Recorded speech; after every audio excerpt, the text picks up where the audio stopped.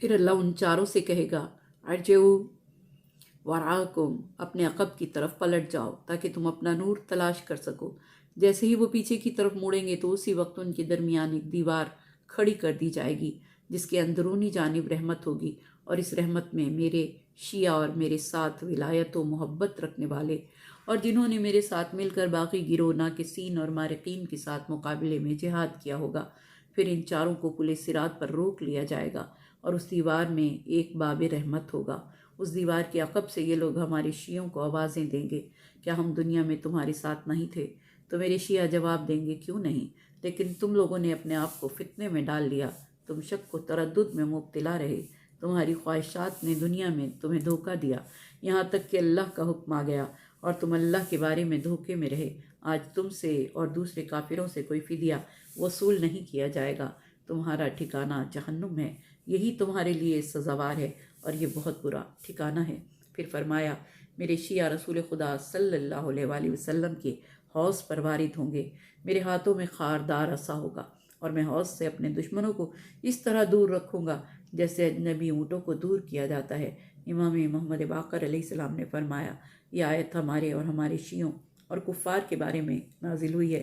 آپ نے فرمایا جب قیامت کا دن ہوگا تو لوگوں کو محشر کے راستے میں روک لیا جائے گا، اللہ تعالیٰ تاریکی کی ایک دیوار ان کے درمیان کھڑی کر دے گا، اس دیوار میں ایک دروازہ ہوگا جس کے اندرونی حصے میں رحمت یعنی نور ہوگا اور اس کے باہر میں ان کی طرف عذاب ہوگا یعنی تاریکی ہوگی۔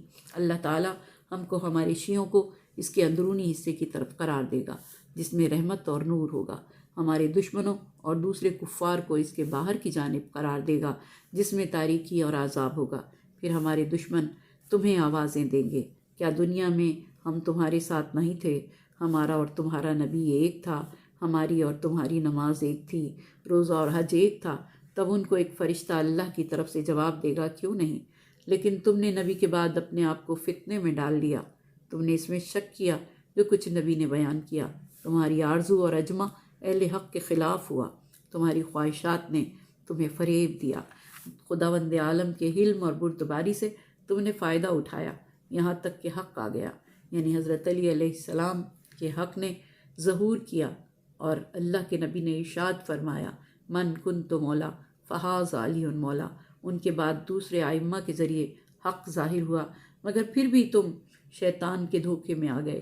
آج تم سے اور دوسرے کفار سے کوئی فدیہ قبول نہیں کیا جائے گا، یعنی تمہارے پاس کوئی نیکی نہیں ہے جس کو تم اپنے نفس کا فدیہ قرار دو، تمہارا ٹھکانہ جہنم ہے، یہی تمہارے لیے سزاوار ہے، اور یہ کتنا برا ٹھکانہ ہے۔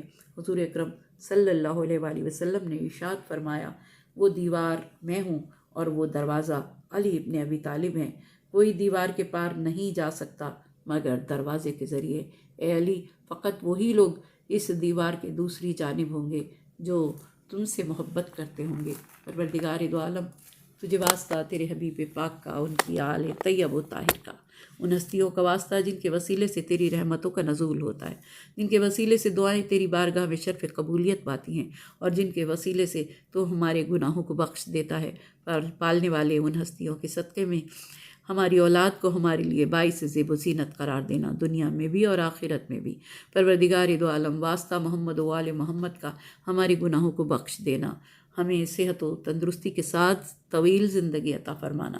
پروردگار دو عالم، تجھے واسطہ تیرے حبیب پاک کا، ہمیں قرآن پاک پڑھنے اور سمجھنے کی توفیق عطا فرما۔ یہ ماہ مبارک جسے تو نے رمضان المبارک کی بہار کا مہینہ قرار دیا، پروردگار دو عالم ہمارے لیے وہ ماہ ہو کہ جس میں ہم قرآن کو نہ صرف پڑھیں بلکہ سمجھنے کی بھی کوشش کریں۔ پروردگار دو عالم ہماری اس کوشش کو، ہماری اس کاوش کو اپنی بارگاہ میں قبول فرما، ہمیں ہماری اولاد کو قرآن کے ساتھ اس طرح سے منسلک فرما کہ ہم قرآن کی دعوت کو قبول کرتے ہوئے قرآن کے راستے پر چلیں۔ پروردگار دو عالم، واسطہ محمد و آل محمد کا، ہر بیمار کو صحت کاملہ، صحت عاجلہ عطا فرما، جو پریشان ہیں ان کی پریشانیوں کو دور فرما، جو رزق کے طلبگار ہیں ان کی روزی میں برکت عطا فرما۔ پروردگار نام بنام سب کی حاجتوں کو روا فرما، جو خالی گودیاں ہیں ان گودیوں کو بے عیب اولاد سے نواز دے۔ پروردگار دو عالم، واسطہ تجھے تیرے پیارے حبیب کا، جو بھی جس بھی مشکل میں گرفتار ہے، تو تمام مشکلوں سے نجات دینے والا ہے، تو ان کو نجات عطا فرما۔ پروردگار واسطہ محمد و آل محمد کا، اہل اسلام پر رحم فرما، جو حج و زیارات کے متمنی ہیں انہیں یہ سعادت نصیب فرما۔ پروردگارا تمام مسلمانوں پر رحم فرما، یہودیت اور عیسائیت کی چالوں کو انہی پر پلٹ دے۔ اہل لبنان پر، اہل فلسطین پر، اہل یمن پر، اہل کشمیر پر رحم فرما، ہمارے ملک پر رحم فرما، ہمارے حکماء کو انصاف کی توفیق عطا فرما۔ پروردگارا واسطہ محمد و آل محمد کا غم حسین کے سوا ہمیں کوئی غم نہ دینا، ہر دکھ سے، ہر بلا سے، ہر بیماری سے، ہر پریشانی سے بچا کے رکھنا۔ پروردگارا واسطہ محمد و آل محمد کا جن بچوں نے امتحان دیا ہے، دے رہے ہیں، دینے والے ہیں، انہیں سنہری کامیابی عطا فرما۔ واسطہ محمد و آل محمد کا پروردگارا ہدایت کی راہ پر قائم رکھ، ہماری عبادتوں کو اپنی بارگاہ میں درجہ قبولیت عطا فرما، اور پروردگارا ہمارے امام کے ظہور میں تعجیل فرما، ہمارے امام کے ظہور میں تعجیل فرما، ہمارے امام کے ظہور میں تعجیل فرما۔ آمین یا رب العالمین۔ ربنا تقبل منا انک انت السمیع العلیم۔